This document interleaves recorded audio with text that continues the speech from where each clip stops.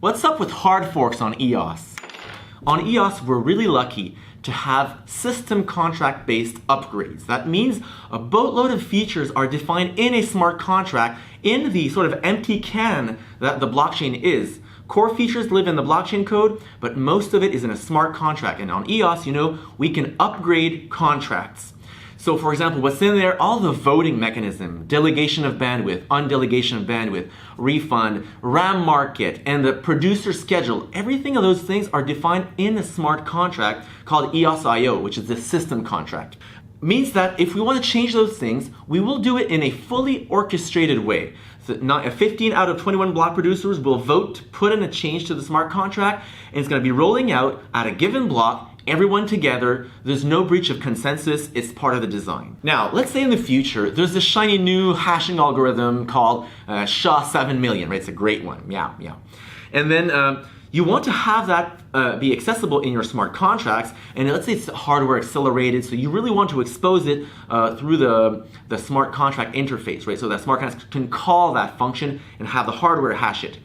So it's not part of the current implementation, so we would need to change Node.EOS, the can, right, the empty container there, to expose that function to smart contracts. So if they do that, they won't start rolling it out immediately, because in that case, you would have a transaction that uses it and is put in a block, but the other producers that don't have that piece of code, they would refuse that block. So they would literally fork it away.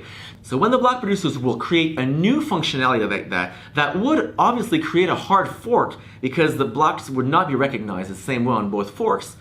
Now, 15 out of 21 decided they will honor the community's desire to have SHA-7 million in the Node.EOS software. So they will start by rolling out changes to Node.EOS itself. And bear with me here, they don't need to all agree. 15 out of 21 need to. And they'll roll out that change to their Node.EOS software, exposing a new functionality. But wait, it's not going to be enabled right away. It's going to be behind a feature flag that can be enabled later on. But it's still going to be in the code.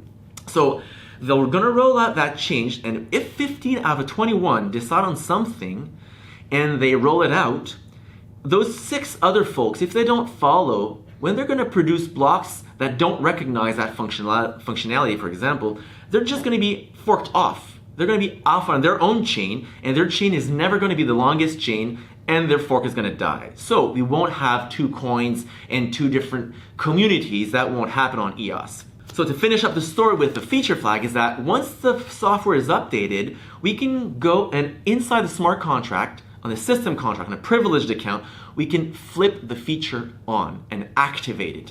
And once that's done, at the same block height, in an orchestrated way, the feature will be enabled. This allows for very smooth upgrades, and the past Larimer blockchains upgraded many times in this fashion without forking off the community. No separate coins, no separate community. It's just a very nice way to advance the features of a blockchain.